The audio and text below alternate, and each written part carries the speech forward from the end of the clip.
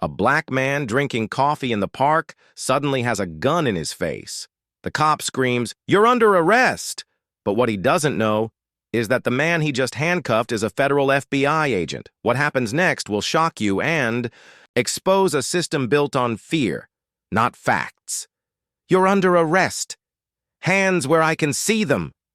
Those were the first words Agent Marcus Hayes heard that morning, not from a suspect, not from a threat, but from a police officer pointing a gun directly at him while he stood quietly, sipping coffee on a park bench.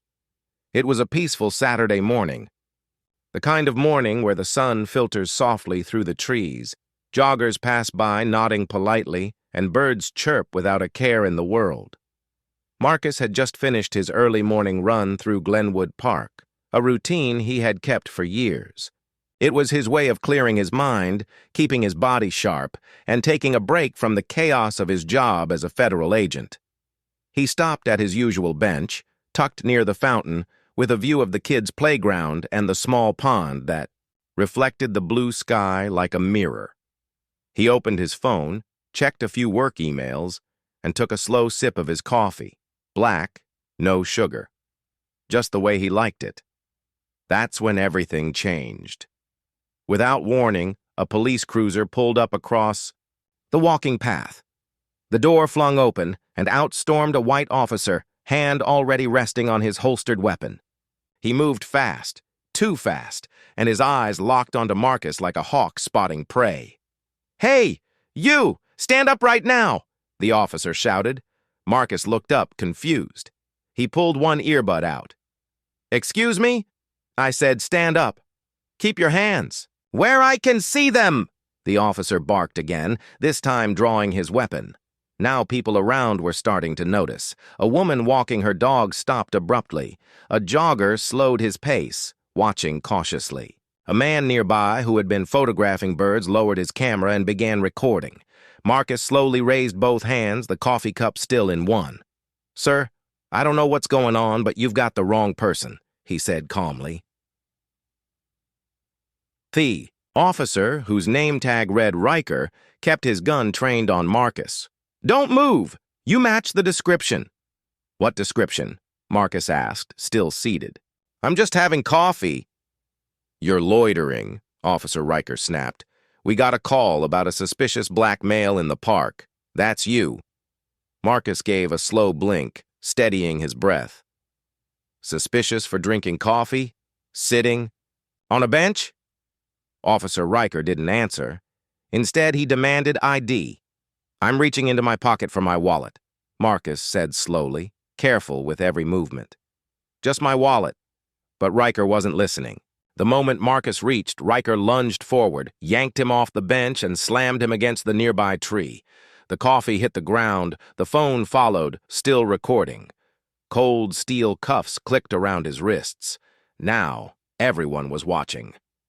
People pulled out their phones. Whispers turned into gasps. The man with the camera kept rolling.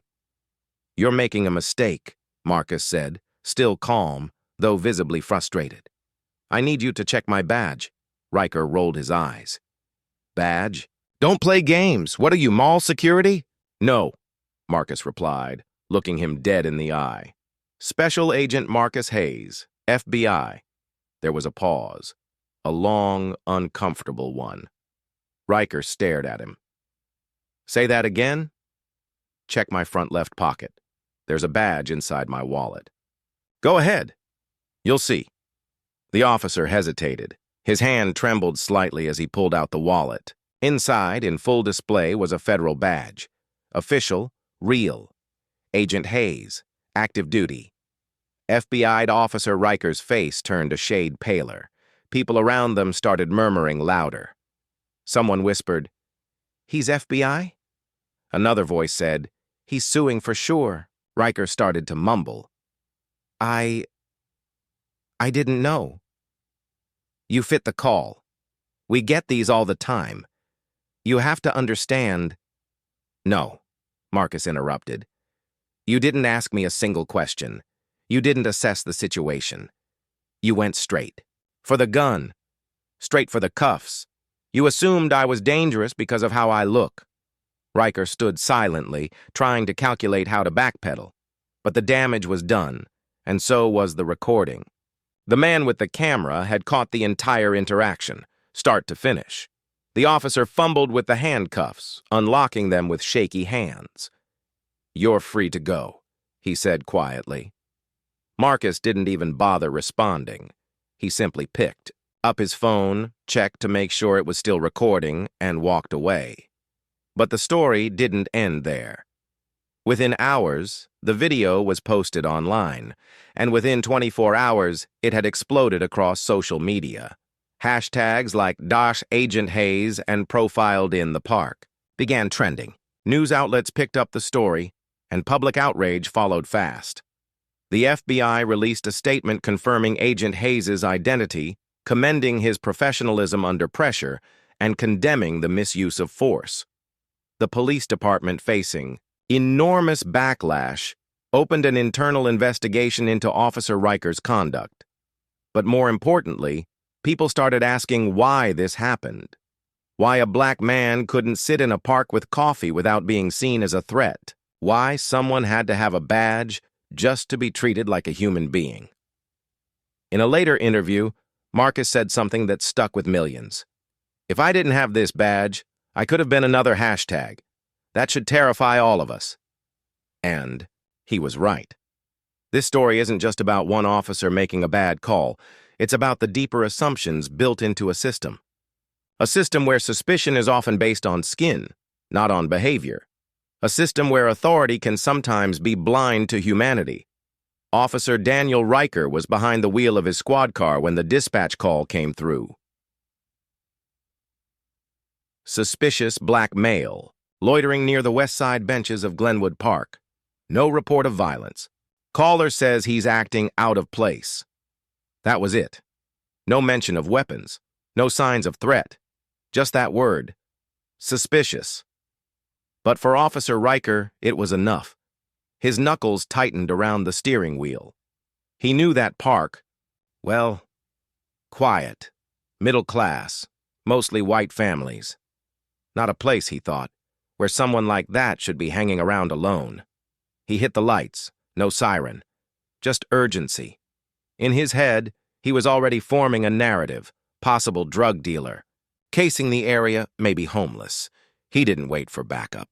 He didn't ask follow-up questions. 3 minutes later, he pulled up to the western edge of Glenwood Park. The sun was shining. Children laughed from the nearby playground. Joggers passed with earbuds in. It was just another beautiful morning. And there he was, Marcus Hayes, sitting alone on a bench under a tree. Athletic build, dark skin, black hoodie, earbuds in, sipping from a paper cup. He looked relaxed, calm. Too calm, Riker thought. And that's all it took. Without hesitation, Riker slammed his car door shut, adjusted his belt, and marched across the grass like he had something to prove. He didn't announce himself. He didn't ask questions. His hand was already on the grip of his sidearm. "Hey, you! What are you doing here?" he snapped. Marcus looked up, puzzled, and pulled one earbud out. "Excuse me?" "Don't play smart," Riker barked. "Get up. Show me some ID. Now." Marcus, still seated, furrowed his brow. "Did I do something wrong? I said get up!"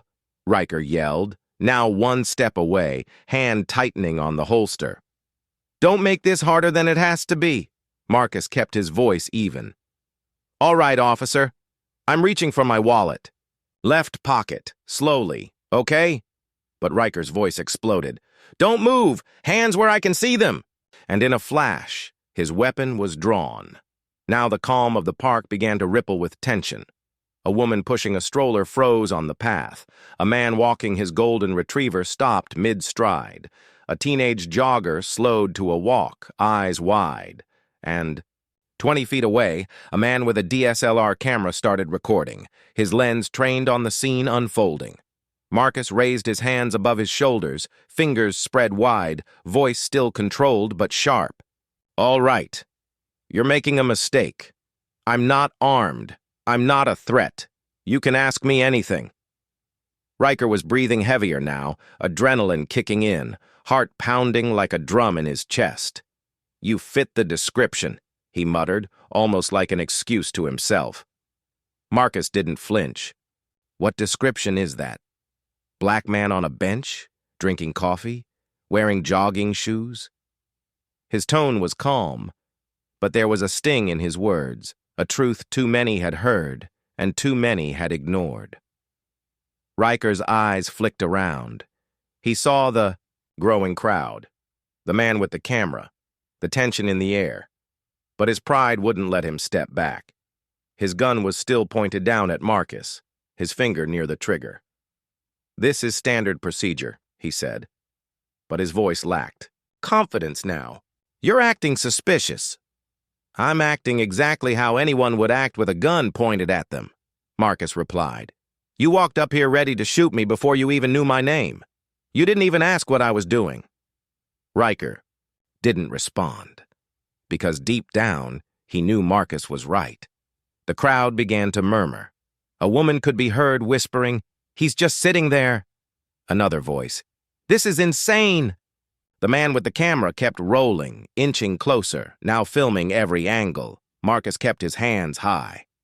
"You need to de-escalate. Right now. There's no threat here.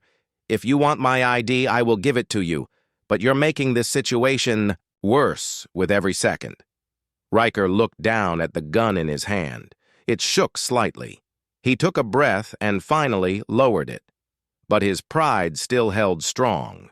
"Turn around. Hands behind your back. You're being detained while I investigate." "Detained for what? Drinking coffee while black?" Marcus asked, eyebrows raised. But he didn't resist. He stood slowly, turned, and let the cuffs click around his wrists.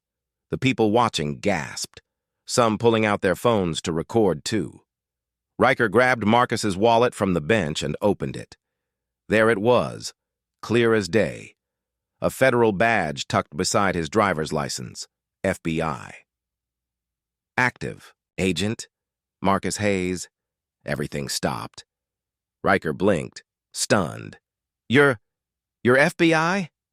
Marcus didn't even look at him. "Yes. And right now you just detained a federal agent without cause in front of dozens of witnesses while being recorded." Riker looked around again. Every eye was on him. The camera was still rolling. His mouth opened, searching for an apology. But all he could muster was, "You should have said something." Now Marcus looked at him, finally. "I shouldn't have to." Riker said nothing. The silence spoke volumes. By now, the air around Glenwood Park was tense, heavy with disbelief. A small crowd had formed. Joggers, dog walkers, families, people who moments earlier were enjoying a peaceful morning, now frozen by what they were witnessing. Cell phones were out, some filming, some just staring in shock, and there, in the center of it all, stood Marcus Hayes, hands cuffed behind his back, posture composed but voice steady with controlled disappointment. His phone lay on the grass. Screen cracked slightly, but still recording everything, audio and video, capturing each humiliating second. Across from him stood Officer Daniel Riker, red-faced, jaw clenched, chest heaving, not from physical exertion, but from something more dangerous, a mix of pride, fear, and sudden regret. "You're making a big mistake, officer," Marcus said calmly. "I suggest you check my badge before this goes any further." Riker chuckled nervously, trying to brush it off. "Badge? What are you, mall security? Private patrol?" Marcus didn't blink. "No. Special Agent Marcus Hayes, FBI, and just like that." Everything stopped. The birds were still chirping. The breeze still moved through the trees. But to the people watching, it was as if the world froze for a beat. Riker's expression shifted from smugness to confusion, and then to panic. "What?" he said, voice cracking slightly. Marcus tilted his head toward his left pocket. "Check my wallet. Front left pocket." Riker didn't move at first. His mind was racing. His hand hovered near the pocket, unsure. whether to believe the man he'd just cuffed or risk being the headline of a career-ending story. He finally reached in and pulled out the wallet. Inside, neatly placed beside a driver's license, was a federal badge gleaming in the sunlight. FBI, active duty. Special Agent Marcus Hayes. Riker's jaw visibly tightened. He stared at the badge as if it might disappear, like somehow this couldn't be real. But it was. The people watching began murmuring louder. One man whispered, "He's FBI?" Another person gasped audibly. A teenage girl with her phone out whispered to her friend, "He just arrested an FBI agent for sitting on a bench?" Riker began to stammer. Look, we had a call. Suspicious person. I had to follow protocol, you know. Just being cautious. I didn't know who you were." Marcus didn't raise his voice. He didn't have to. "You never asked." Riker froze. "You didn't ask my name. You didn't ask what I was doing. You didn't ask to see ID until after you put me in cuffs in front of all these people."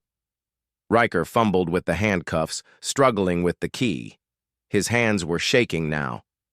I thought you might have been a threat," he muttered, his voice suddenly small. "No, officer," Marcus said, locking eyes with him. "You thought I was a threat because of how I look." That silence. It came again, and this time, it was louder. Marcus could feel the weight of every gaze around. Him, not just on him, but on the officer. The crowd wasn't confused anymore. They understood exactly what they had witnessed. Riker finally got the cuffs off, and Marcus rolled his shoulders, rubbing his wrists, his eyes never leaving the officers. Riker tried again. "You have to understand. We get calls like this all the time. We just have to be careful." Marcus nodded slightly, not in agreement, but in recognition. "Yeah, you're always careful around people who look like me." The officer looked down, avoiding eye contact. His confidence had vanished. And just then, a man from the crowd stepped forward, still recording. "Hey, Agent Hayes, we got it all on video," he said. "If you need a copy, let me know. You handled that better than I ever could." Marcus gave him a nod. "Thank you." Riker looked around at the crowd, now larger, more judgmental, more angry, and for the first time he realized this wasn't going away. "Look, is there any way we can—" Marcus raised a hand, cutting him off. "You don't get to talk about ways now. You had every chance to handle this with professionalism, and you chose aggression." He picked up his phone, screen cracked but still recording. He stopped the video and looked straight at the officer. "This isn't over. And I hope you understand what just happened here isn't just about me. It's about the next person I treat like this who doesn't have a badge." Riker opened his mouth to respond, but had nothing. Nothing to say that could undo what had just happened. And as Marcus walked away, the crowd slowly dispersed behind him. But their whispers lingered. "He's FBI, and that still happened to him." Man, what if he wasn't? That cop's done. That's going viral. The video went viral within hours. Shot on a smartphone from just a few feet away, it showed everything. Officer Riker's aggressive approach, the drawn gun, the shouting, the handcuffing. And then the moment of stunned silence when Marcus revealed who he really was, a special agent with the FBI. But it wasn't just the footage that struck a nerve. It was the caption that came with it, posted by the man with the camera who turned out to be a freelance journalist. His post read, "Black FBI agent harassed and arrested without cause while drinking coffee in the park." Within 24 hours, the video had been shared over 3 million times. News outlets scrambled to cover the story. Headlines popped up across the internet. FBI agent wrongfully detained by local cop. Video sparks outrage. You didn't even ask my name. Agent confronts officer in viral video. Badge didn't protect him from bias until it was too late. By the next morning, Agent Marcus Hayes was at the center of a national conversation. The FBI released a formal statement, confirming Agent Hayes was off duty but had committed no crime, broken no law, and was fully within his rights to be in the park. Their statement was clear. We are deeply concerned about the treatment of Special Agent Marcus Hayes by a local law enforcement officer. His badge should not have been the only thing standing between him and injustice. The local police department, facing growing public pressure, announced an internal investigation into Officer Riker's conduct. At a press conference, the department's spokesperson fumbled through a prepared response. We take these matters seriously. Officer Riker has been placed on administrative leave pending the results of a formal inquiry. But the public wasn't waiting for paperwork. Marcus, known among his peers as calm under pressure, gave his first interview just 48 hours after the incident. Sitting across from a national news anchor, he was poised and composed. He didn't yell. He didn't accuse. But every word he spoke carried the weight of truth. I wasn't surprised, he said softly. I wish I was. But the truth is, this happens far too often. The only reason this one made headlines is because I happened to carry a badge. But that badge didn't stop him from pulling a gun. It didn't stop him from putting me in cuffs. It only mattered after I was humiliated.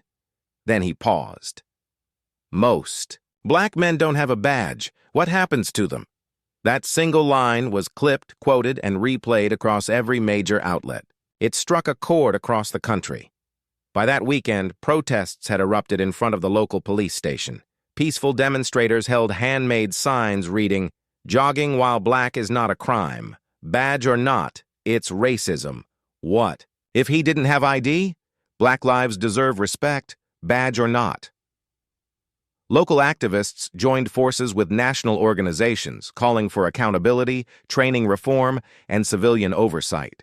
People of all backgrounds, black, white, Latino, Asian, stood shoulder to shoulder. One woman in the crowd, holding her child, said to a reporter, "That could have been my husband. That could have been any of our sons. If a federal agent can be treated like that, imagine what happens to the rest of us." Officer Daniel Riker, who just days earlier had approached Marcus with loud confidence and zero hesitation, was now at the center of a growing scandal. He was placed on administrative leave immediately, but as public pressure mounted and internal documents leaked to the press showing prior complaints against him, the department moved quickly. He was removed from street duty, pending the results of the investigation. Whispers circulated that he might be facing disciplinary action, even termination. Civil rights attorneys began reviewing the video, hinting at potential lawsuits not just for Agent Hayes, but for others who may have suffered similar treatment. And the footage wasn't fading, it was only gaining momentum. Think pieces, podcasts, YouTube reaction videos, TikToks from activists, educators, and former law enforcement officers flooded social media. One retired police chief said in a video, "This isn't just about Riker. This is about a culture that teaches young officers to fear instead of engage, to profile before they assess. That's what has to change." Despite the chaos, Marcus stayed grounded. He returned to work quietly. No drama, no bitterness. Jew. In the end, Agent Hayes didn't just walk away from an arrest, he walked straight into a movement. And this time, the world was watching. Marcus Hayes didn't sue. He didn't press charges. He didn't drag Officer Riker's name through every headline. He didn't scream into the cameras or demand revenge. Instead, he did something that caught everyone off guard, something even more powerful. He started a movement. Just weeks after the incident went viral, Agent Hayes launched a public campaign aimed at addressing one of law enforcement's most dangerous and least understood issues: unconscious bias. He called the initiative "See Me Clearly." It wasn't about punishment. It wasn't about shaming officers. It was about education, awareness, and giving police departments the tools they never knew they needed. Bias doesn't always look like hate, Marcus said during a press conference. Sometimes it looks like fear. Sometimes it looks like assumptions we didn't even know we had. But we can fix it if we're willing to admit it exists.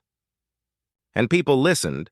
Marcus partnered with civil rights groups, school boards, and even local police departments, including, surprisingly, the very one that had once cuffed him in the park. His campaign offered workshops for officers, simulations, that helped trainees see how bias could affect split-second decisions.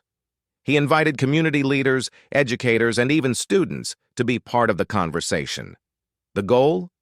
To make bias recognition as fundamental to law enforcement as handcuff, training, or firearm safety.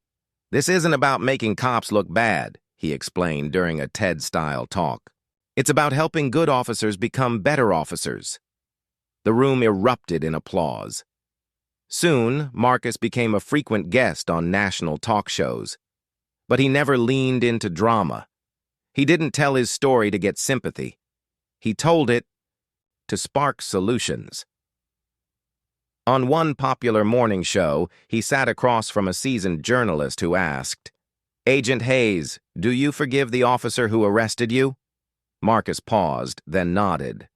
"I forgive him. But forgiveness doesn't erase responsibility. This isn't about one cop. It's about a system that allowed it to happen. I want to help change that system. That's what this is about." Clips of his answer flooded social media. One tweet read, "This man is turning pain into progress. We need more leaders like Marcus Hayes." Another read, "He's not just telling the truth, he's living it." At first, not everyone in law enforcement welcomed his efforts. Some officers, rolled their eyes. Others pushed back, hard. "We're not racist," some said. "We treat everyone the same." But Marcus didn't back down. He didn't argue. He invited them into conversation. He sat with young recruits and seasoned veterans alike. He showed body cam footage from across the country. He explained how implicit bias works, and how it's not a personal flaw, but a psychological reality that must be acknowledged and managed. He asked simple, disarming questions. What if you pulled over a white man in a hoodie sitting in a park? Would you approach him the same way? If you see two teens, one black and one white, walking through a neighborhood at night, do you feel differently about them? Some shook their heads. Some looked down. Some began to understand. One officer, after completing Marcus's workshop, wrote anonymously, "I didn't realize how many snap decisions I make just based on race. No one ever taught us this stuff, but they should." To Marcus's surprise, support didn't just come from activists or fellow agents. It came from within law enforcement, too. Some officers spoke out in favor of his message, even if it meant admitting past mistakes. One lieutenant told a crowd at a community forum, "I've been a cop for 20 years. I thought I was fair, but I've seen myself in some of those examples Marcus shared, and I want to do better." That moment drew tears from audience members and a standing ovation. Marcus's campaign began to spread to other cities. Departments in Chicago, Atlanta, and Seattle invited him to speak. His workshops were adopted by training academies, his message shared by school resource officers and police chiefs alike. He wasn't just changing procedures, he was changing culture. The incident that could have ended in violence had become a turning point for an entire city, maybe even a nation. As for Officer Daniel Riker, the internal investigation concluded he violated department policy regarding use of force and improper arrest. He was officially removed from street duty and placed in a desk job. He was ordered to attend bias training, Marcus's program no less. He refused to speak publicly, but insiders said Riker sat quietly through the entire seminar, taking notes, eyes fixed on the man he once cuffed without cause. Months later, a local mural appeared on the side of a building in Glenwood Park, the very same park where it all began. It showed Marcus Hayes in grayscale, standing calmly, hands raised, not in fear, but in peace. Above him, in bold, colorful letters, See me clearly. Underneath, justice, awareness, change. Parents brought their kids to see it. Teachers discussed it in classrooms. And one young boy looking up at the mural said to his mom, "I want to be like him when I grow up." She smiled, holding his hand. "Then always stand for what's right," she said. Even when it's hard. Marcus Hayes didn't ask for fame. He didn't ask to go viral. He didn't want to be a symbol. But when injustice knocked on his door, he opened it and invited the world to learn from what happened. "We can't fix what we won't admit is broken," he said. "But if we're brave enough to face it, we can fix it together." If this story moved you, made you think, or opened your eyes, don't forget to like the video. It helps more people see it. Subscribe to the channel for more real, powerful stories that need to be heard. And drop a comment below. What would you have done in Marcus's place? Until next time, stay aware, stay informed, and stay human.